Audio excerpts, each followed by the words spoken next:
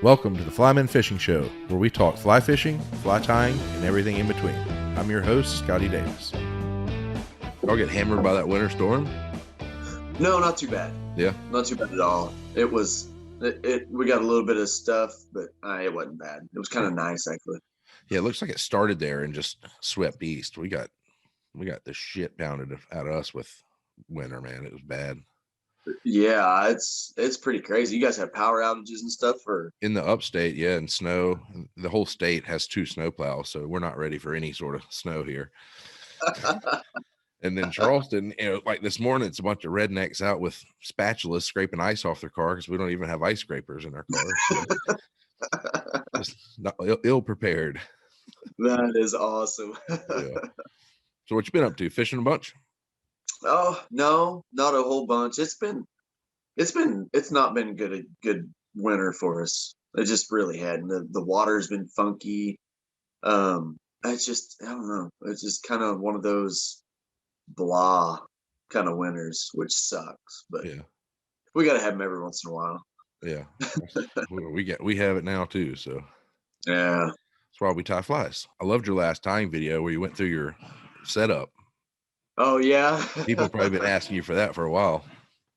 They have. They really, really have. And I don't know. The last part of that was I was pretty hesitant to drop it. I was like, hey, that's getting a little vulnerable. Yeah. And so, but my wife and kids were all like, yeah, you're gonna put that part out. So yeah. it turned out as really good, and I was glad I did. Boy. Yeah. It was like you said, people didn't have to listen to that part if they didn't, but I thought it was very heartfelt and made you more relatable. Not that you're not relatable anyway. Dude, he is a human. Yeah, right. I had no clue that room was that big because we only see that black back wall. Oh, right. It's like you're locked down. You can lock down there for the winter. Oh yeah, it's like a studio apartment basically. I mean, that's what it is. Full kitchen and bathroom, shower. I mean, it's everything. My kids will go down there and hang out. My daughter has had before she went to school. She'd have a cast party there after they had a play or something. And nice. There's 12, 13 girls there. Just stay away from us. Yeah, that's good. Lock them off. Lock them away. That's exactly right. And it's just down the street, so it's super nice, super easy to get to. But yeah. So both your kids are in college now, right? I have 2 kids in college and one that's a junior in high school. Oh, okay. Still got one at home. Yeah, I still have one at home. Nice. Well, back to your tying room. I saw you use that peak vise, that Lears vise, Liars. I got the same. I got the same vise, and I don't know how the hell to say it. Yeah, I know. That thing is. I've said it before. That is the ugliest vise that I have ever seen.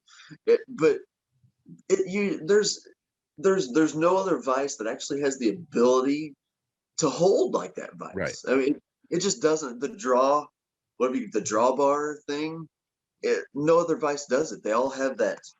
That clamping thing, and this doesn't. Yeah, since vices came out, that's really the first variants of, like you said, the clamping. That's the first. Al Ritz, the first guy that thought outside that box. Yeah. And anything above a bonefish hook, even hey, dogs. Jeez. You got dogs? I do. Luckily they're asleep. Hey, wait. Jeez. Mutts, man. But that vise is such an original idea. And like you said, you can break hooks in that thing if you wanted to. Yep. You have the bigger one or the smaller one? I've got the medium sized one. Yeah. I think there's 3 sizes. I don't have that one that's like the size of my hand. Yeah, that thing's nasty. Yeah, I don't even know. I think they've sold like 3 of those, and one was Conway Bowman. I think that's about it. Yeah, that thing's nasty. Yeah, that's crazy. Absolutely crazy. Yeah, you used their other vise as well? Yeah. I that was actually the first vise that I bought. Besides, the old Thompson, that Model A, double A's. Exactly. So I haven't replaced it. So I think I've had that thing.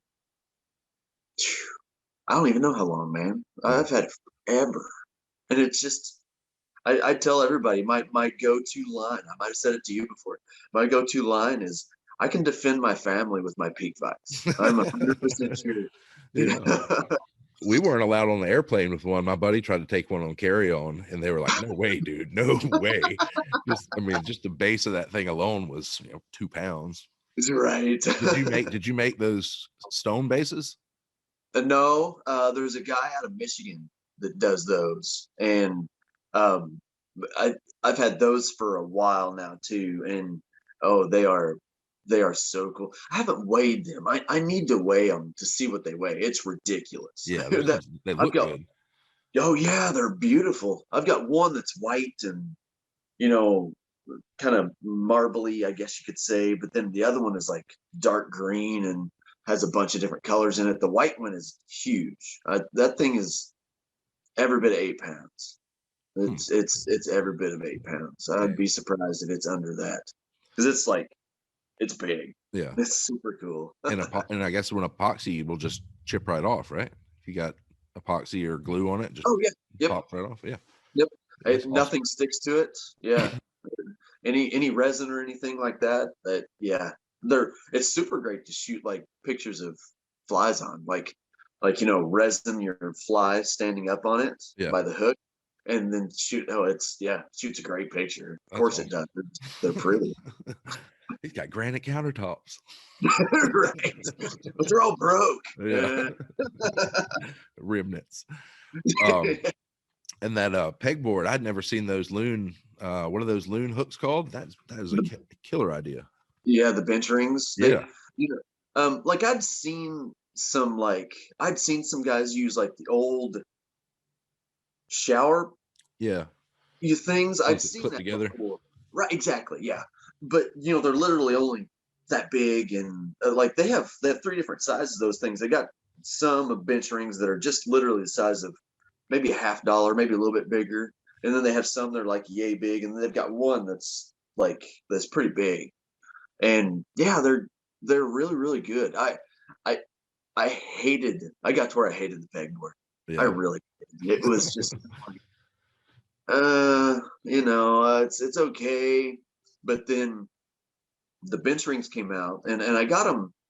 I don't know. It seems like I got them about a year ago to begin with, and I messed with them and had them, and then they, I don't know if it was like issues or whatever happened, but went for a long time, and I didn't get any more. And then I got a hold of Hogan, and I was like, man, I got to have a load of these things. And he was like, coming right up. And oh man, they are really, really cool. Like I said, I'm not a guy that, I hate filling drawers up with stuff. Because then I forget what I've got, because I really do have I've got a load of time stuff. And if I had drawers full, it'd just literally be stuff laying on top of each other, and I just can't do that. I'd forget where everything was, and I'm just not smart enough to do that. But those bench rings changed my pegboard to where, the main thing is, you really, when you're using the pegboard for what it is, you only see the thing that's in front. You don't see anything behind it. So like I would hang all my polar chenille off a long pegboard hook, whatever you call those things. And then I'd only see the one very in front, and I've got 12 or 15 different colors behind it. Right. But now the way I use the hook and turn the bench ring sideways so I can see all the colors right there in front of me, it's pretty cool. I'm glad I did it, because I was really getting frustrated with the pegboard and dropping stuff. And every time I'd go to take it off, I'd like drop one, I'd try to put it all back on. I'd drop 6 or 7 of them, and just, ended up there's cussing my walls blue is what I did. Yeah, God forbid you trip on something and fall face first into that thing. The list of tying injuries number 12. That's how I was. I liked stuff on pegboards and on the wall, but like you said, you couldn't see it. But I always thought, like, if it was in drawers and I was trying to come up with something new, I would catch something out of my eye, be like, oh man, I never even thought about that shit. If it was in a drawer, it's out of sight, out of mind. So right. And And nobody I wants just a neat tying room. I mean, yours is as neat as they come. Mine looks atrocious, but I mean, just it's bad. the only reason mine's as neat as it is because I shoot video out of it. And Right. then it's like, oh, okay. So I can't just throw everything everywhere. Though there are times whenever I'm getting ready for a video, like right now, Mhm. I'm getting ready to shoot a the tying tips video on Flash. And Right. I honestly had no clue how in depth I was going to go on this because I've had several requests for a Flash video, and I thought, why? What? It's Flash. What are you gonna do? Are you gonna tell people how to tie Flashaboo onto it? But then I started going through all sorts of different stuff, and I was like, man, there's like a full video here, and it's gonna be like a full video. But right now, I have all those bench rings of all my Flash just laying all over the floor. So if See you what walk you in my got. studio right now, it's just like a shitstorm of like a bunch of flashy stuff, and Yeah. it's just like, yeah, that's the way it looks right now. Christmas leftovers. You gotta Exactly. you gotta share that old lefty trick when he was dipping when he would take the Flash and stick it in his mouth and get it all wet, Oh get yeah. it all stuck together. I remember watching him tie and seeing like slobber. I'm like, man, you get a little but Between him and Kelly, yeah, just sticking stuff in their mouth. There's no wonder those two guys ended up the way they ended up. I All the know, stuff that right? they put in their mouth. Lead poisoning and Right. how how many videos have you done for the Fly Fishing the Ozarks channel? It's a bunch. Yeah, Can't even I fathom. actually looked. Yeah, I saw. I looked like every year they send you these statistics and stuff like that, and I'm just at maybe close to 200, Damn. something like that. I don't remember exactly, somewhere right around that because I was kind of surprised. It didn't seem like it, but one really cool thing they do is they'll send you like these statistics of how long people have watched your videos. Like, so in like 2021, people watched like 5 years worth of my videos. That's like the most mind-blowing thing I've ever heard in my life. I Yeah, was like, wait, what? People watched 5 years worth of my stupid videos. That was just like, wow, that's crazy. Can't that's even cool. imagine. Yeah. When did you start doing them? Um, well, I did. I had a little channel before this channel that was just way different. Of course, it was different. It's me, but um, I mean, I kind of did that. Um, this current channel that we're looking at now, I think it was like 9 years ago, Oh wow. something like that. So I mean, it was back when I want to say I started shooting with like a little Sanyo Exacti, like a little pocket camera type of thing. It was horrible. It was good. It was awesome for back then, Yeah, But and yeah, so yeah, it's been a while. Been a while. I'm getting older. I really am. you've aged horribly. Right. Just kidding. You It's look just great. bald. It's just being bald. It just any little tip for old people out there that are losing their hair, that are looking their age, shave it. You Yeah, immediately look like 23 years younger. I don't yeah. know. I don't know about Makes you look like an Olympic swimmer. that. Exactly. I notoriously look like an Olympic swimmer at my 5'8" stature. Maybe a cyclist. There you go. There you go. Makes him cycle faster. Right, or they don't have. I don't think they have jockeys in the Olympics, do they? Because I mean, I'd be a better jockey. Five. No, I'd be tall for a jockey. Yeah. Maybe I should hang out with the jockeys. Maybe That'd like be. one of those Ben-Hur people that stand in the chariot. I like that idea way better. That was a 100-year-old Olympic sport. Right. Are you still doing charters too? Very little. Yeah. I've gotten to the point where, um, it's hard to go row a boat for you know, 25 miles a day and, and stuff like that. You know, I've really slowed down a lot. I chase kids. I was at a basketball game that was a couple hours away last night, and you're not going to peel me away from watching my kid play basketball. It's just not going to happen. So, but yeah, between everything, I'm really glad I did. It got to the point where I loved it. I really, really did. It was just so much, you know. I've always had a real job too, and you know, when you're guiding, you know, 60, 70 days on top of having a full 40-hour a week real-time job, it's just make your damn hair fall out. It will really, really quick. I'm getting it too, man.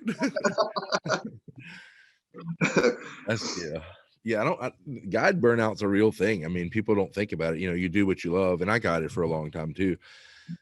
And I don't want to say I got burnt out on it, but it got to be on my days off, I wasn't going fishing.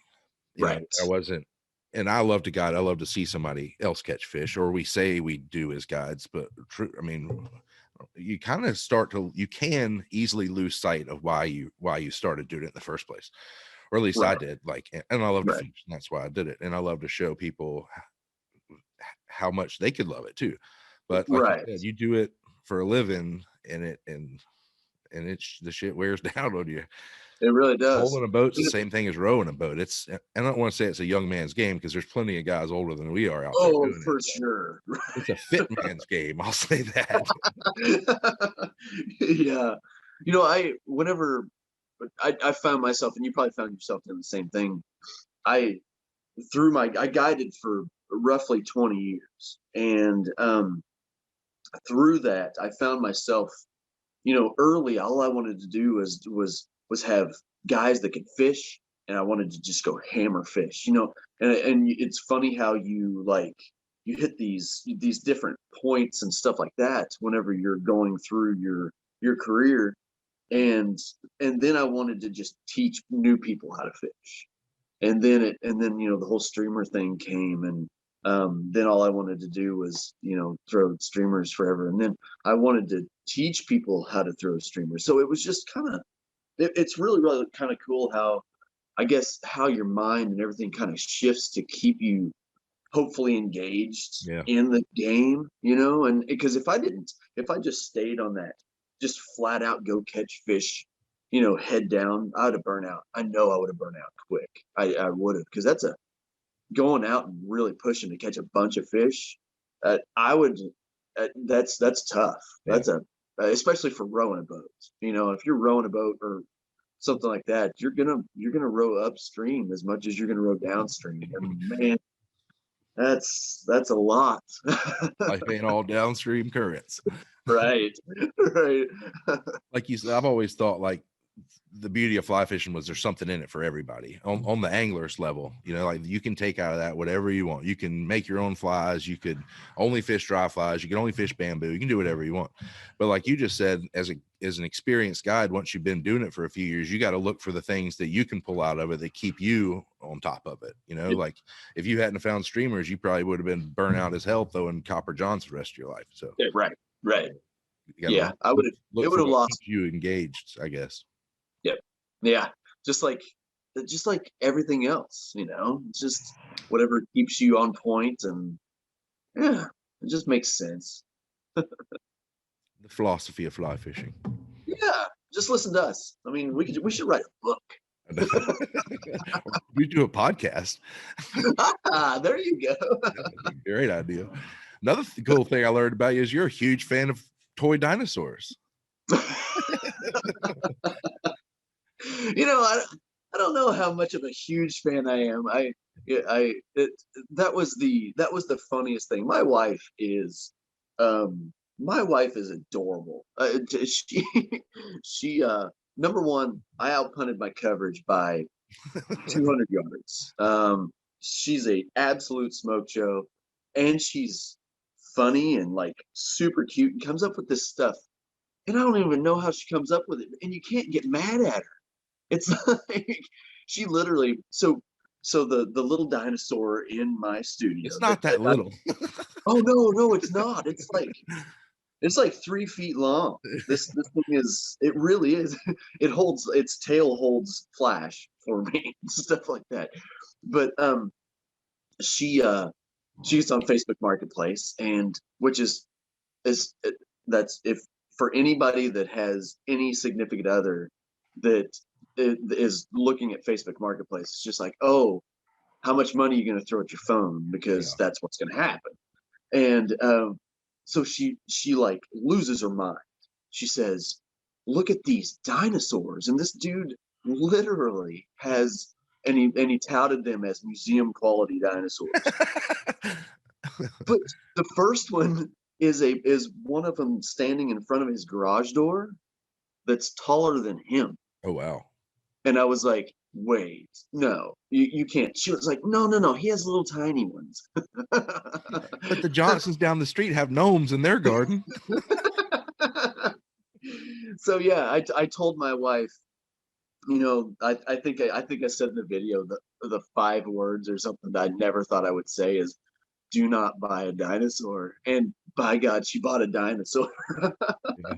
You tell them not to jump, they're gonna jump. I know. And it was, oh gosh, it was hilarious. It was hilarious. That's funny. I think everybody should start sending you their kids' dinosaurs.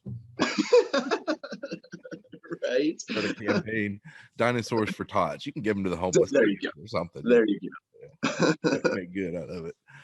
That's awesome. So sweet. So let's get back to the fishing. Yeah. You said it was a little slow now because the Yeah, weather dependent. not so much. We've had pretty decent water. My home river is still hurting pretty bad after massive flooding several years ago, and stuff like that. So it's still on the rebound, and it's going to be a long time Is that a before it's. tailwater? No, it's a freestone. Yeah. It's above Norfolk River in Arkansas. Uh-huh. It's the river that's above the dam. Okay. So it's a freestone. But yeah, man, we took 40 feet of water in like 2017. So yeah, and it devastated it. I mean, It really that just destroys the whole bottom topography. And how does the river recover from that? Just time, it reforms itself. And so the funny thing about that is, we always go to the old timers. You go to the old timers to see what we need to expect, and the old timers are like, you're screwed. we've never seen this type of flood. So what it did was, it's pretty interesting what it did to the river. It made it super wide, which makes a lot of sense. So when it gets wider, it gets more shallow, and it gets more gravel filled and stuff like that. So what it's going to take is a bunch of little floods in the next, I don't know, decade, 2 decades. I don't know. I really don't.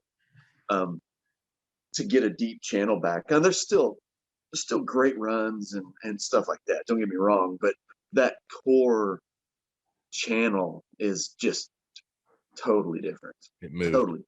Yeah. Oh yeah. And filled in, and just it's just totally different.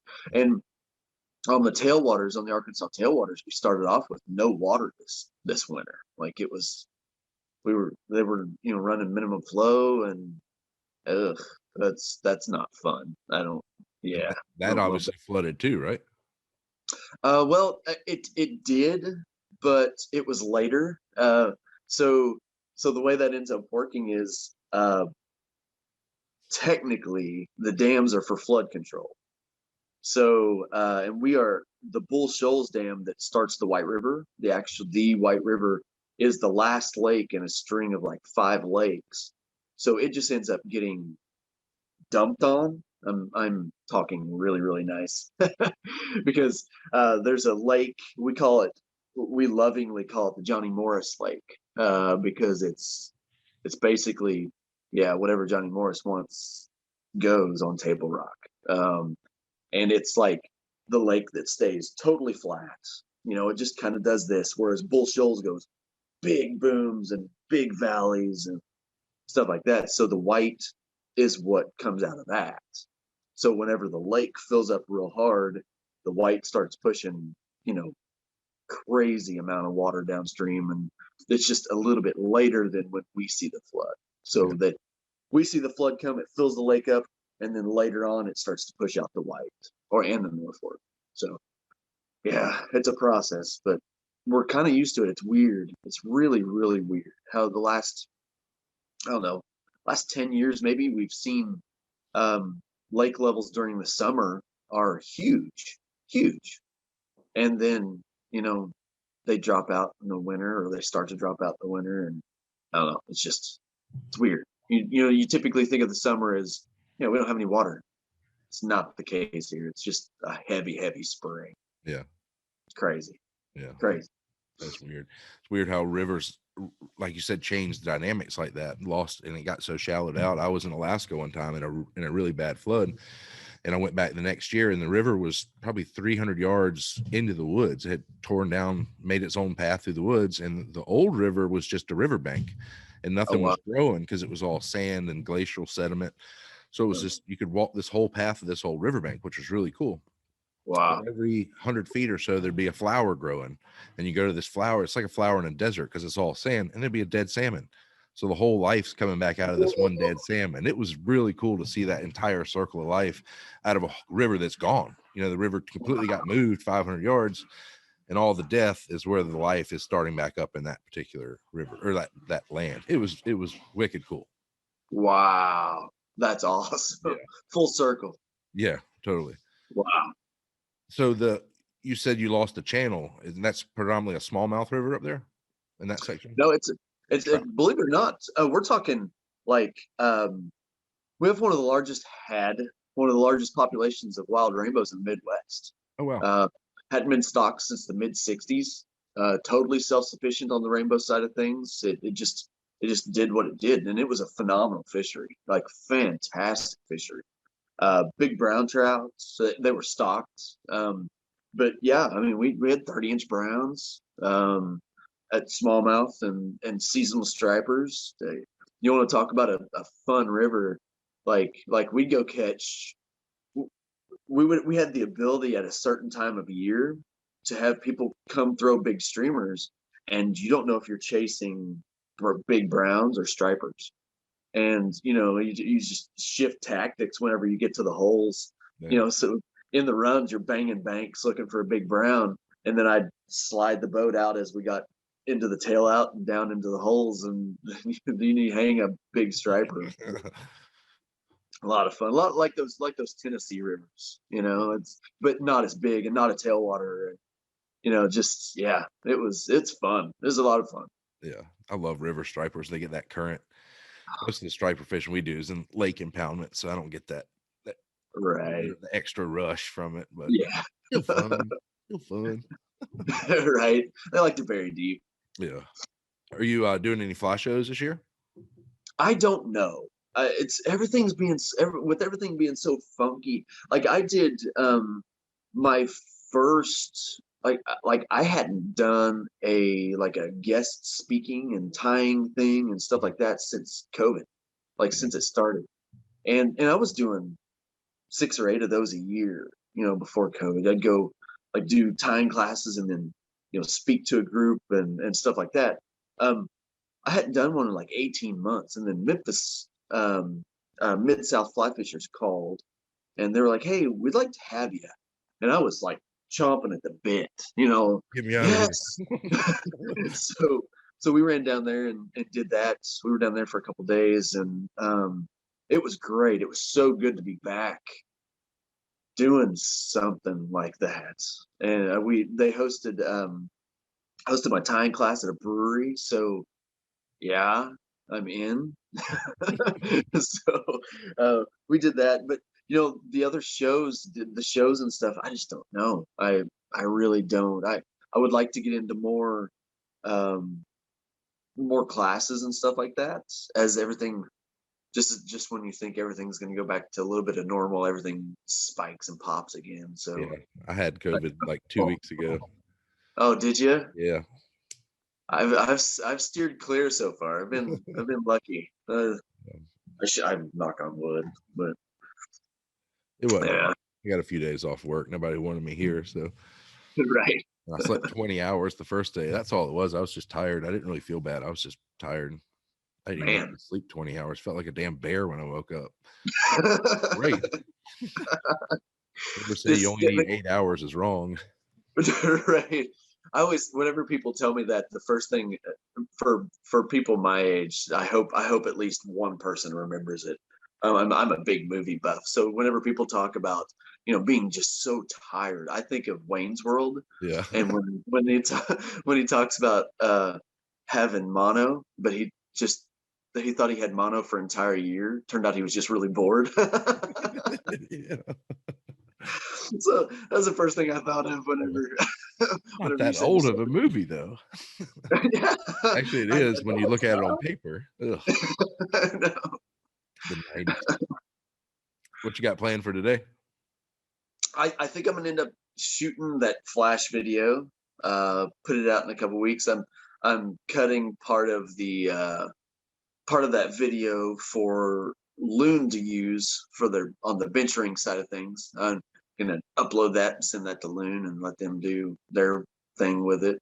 Um, Other than that, I'm just kind of hanging out. We don't have much going on today. I've got a day off in between basketball games. Nice. Uh, Said you had to travel 3 hours for a game or 2 yeah, hours? we were a couple hours away last night, That's for a and high school yeah, game? the high school ball game. Jeez. Yeah, it was fun. We took a hit. That wasn't a Yeah. good one.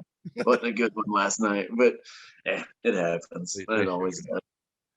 Yeah, I like those time videos you do where you specify, like, I'm just doing a flash video instead of doing Yeah, an instructional video. Like, here's the fly we're tying, here's the stuff. You're giving right, people like the tools so they can go create their own stuff. Like right. the peacock video, that was awesome. I thought I knew everything in the world about peacock. Turns out I didn't know shit about it. Was pretty. My wife likes it, but so I like those. The bucktail. I think doing those specific material videos is really beneficial to a lot of people. Yeah, I honestly had no clue how those videos would boom. I honestly didn't. I knew I knew I wanted to do like a certain few videos. I thought I might do like a little short series on it. Mm, And it turned out that, the stats on those videos versus the tying videos, because my let's face it, my tying videos are not for everybody. They really aren't. They're, if you're just the average everyday nymph tire or dry fly tire, right. probably not going to watch my tying videos. But um, the tying tips videos, I kind of, believe it or not, I'm kind of an all around tire. I can tie nymphs, I can tie dries. I'm not super good at tying dries, but so I thought, I had a little something to give everybody. Might as well just kind of start throwing tips and stuff like that. And it's been fun for me because my tying videos, the actual tying pattern videos, I don't talk, or I usually only talk when I stick my finger and cuss a little bit or something. But um, and let's be honest, I mean, I'm a talker. So, it's always been like, I don't want to say second nature to like talk to a camera. Right. That's never bothered me, or go talk to groups or anything like that. So um, I like to interact, and it's been a better interaction. I feel like it seems weird. You feel like you get to know people by like their comments and stuff like that, and so you can work through that. And talking to a camera, it's a funny concept, and I don't even know if I'm not explaining it very well at all because it's so foreign. It really is foreign. You're talking to a camera, but you really do feel like you're talking to the people and actually sitting there helping them. I don't know. It may be a little cliche and weird, but it really does, and I love it. Yeah. Those are more fun to make to me than the tying videos. I love them. They are so much fun. Yeah.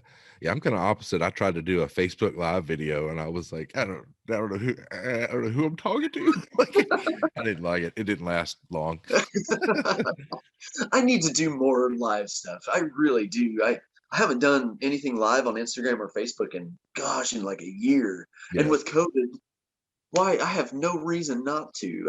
That was stupid move on my part. Yeah, the But people that are good at that are really are entertaining, you know, that answer the questions and see all that coming up. It's a lot of multitasking, talking and reading and, you know. and trying to tie at the Yeah, same time. right. Jeez. We've been saying it. We need to get you out here red fishing soon. I know. When we talked about, I actually just put in for the Smith River. I know that's exactly the opposite direction. Is that in Virginia? No, that's like out west Montana. Oh, okay. Smith. Yeah. So we put in to draw for that. So it was a group of buddies. So fingers crossed somebody draws and then we all get to go. But Only one of you has to get the permit, right? Yep, just one. As long as there's not more than like 15 people or something like that. So may have to beat them off with a stick. But I think Schlitsky got to do that. I think this past fall, and said it was just life experience being out there. Right. Yeah. Total bucket list. We're really hoping that pans out. I need to get out east. I really, really do. I need to get out there and see. My daughter was in Brevard. Yeah, she had an internship her freshman year in college. The summer after her freshman year, she gets a full summer internship over there in Brevard. I was like, she's just good at everything. Just super smart and super personable. Everybody loves her. So yeah, she spent the summer out there close to you guys. And yeah, that's where Flymen started, was Brevard. Martin used to be up there. Yeah, I talked to Caleb about that, and yeah, Caleb went to school there or something, I think. And it's just like, it's pretty cool. It was good for her to get out there and see that. It's beautiful, absolutely beautiful out there. Yeah. What kind of internship was she doing? She did it was really cool. And it was a little bit of mostly like classical music. It was at the Music Center at Brevard. So she at first she carried 1,000 chairs, you know, that type of stuff. But then she got into where, right? She's really good, and like I said, she's super, super good with people. She doesn't know a stranger, and she ended up helping manage and do a lot of that stuff, like the behind the scenes. You know, whenever they'd have a classic violinist come in and they'd have 1,000 people show up, she helped kind of put it all together, and she's going to be back out there again next summer. So cool. Yeah. Well, there's your chance. I know. Probably 3.5 hours to the beach from there. So, I mean, that's all downhill. You just ride your bike. Exactly. Well, sweet. Well, thanks for talking to us today. We always love talking to you. Oh yeah, man. Always good to see you. Come visit. I know. Not now. Wait for the ice to thaw. Absolutely. Yes, sir. All right. We'll see you soon. All right. Thanks, man. Thanks, Brian. See you, bud.